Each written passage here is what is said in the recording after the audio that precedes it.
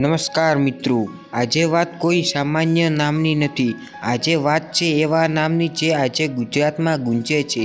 વર્ષ હતું 2017. સફર શરૂ થઈ હતી સાદગીરી પોતાના ગામના વાતાવરણથી, પોતાનો પરિવાર અને ભાઈઓ સાથે.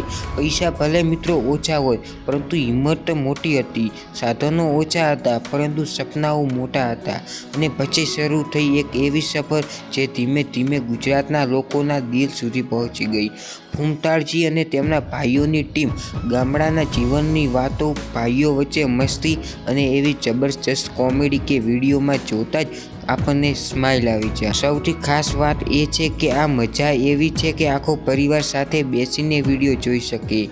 2017માં જ્યારે સફર શરૂ થઈ હતી, આજે 2026માં એ જ સફર એક અલગ મુકામ પર પહોંચી ગઈ છે.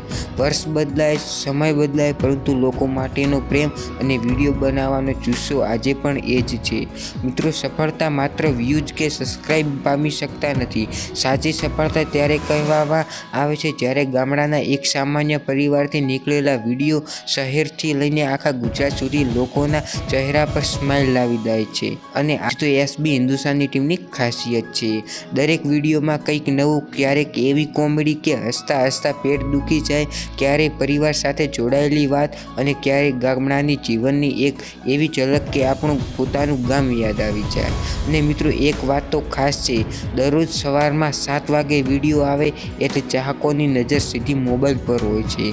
7 વાગે વિડીયો, અને વિડીયો એટલી મસ્તી, કોમેડી અને ભરપૂર મનોરંજન. આટલા વર્ષોથી તેઓને શું મળ્યું? તો કે મિત્રો, ચાહકોનો પ્રેમ. શરૂઆત ભલે નાની હોય, પરંતુ સપનું મોટું હોવું જોઈએ. ગામડામાંથી શરૂઆત કરીને જો મહેનત અને પરિવારનો સાથ મળે તો નામ આખા ગુજરાતમાં ગુંજી શકે છે. આજે એસબી હિન્દુસ્તાની માત્ર એક નામ જ નથી, આ એક ઓળખ છે, એક પરિવાર છે, એક ટીમ છે, અને લાખો ચાહકો સાથે જોડાયેલી એક લાગણી છે. તો સલામ છે આવી એસબી હિન્દુસ્તાનની ટીમને, તો સલામ છે એક પરિવારને, સલામ છે ભાઈચારાને, અને સૌથી મોટી સલામ છે એસબી હિન્દુસ્તાનની ટીમના ચાહકોનો પ્રેમને. તો મિત્રો, આ વિડીયો પસંદ આવ્યો હોય તો વિડીયોને લાઈક કરી દેજો. ચેનલ પર નવા આવ્યા હોય તો મિત્રો ચેનલને સબસ્ક્રાઈબ કરી દેજો.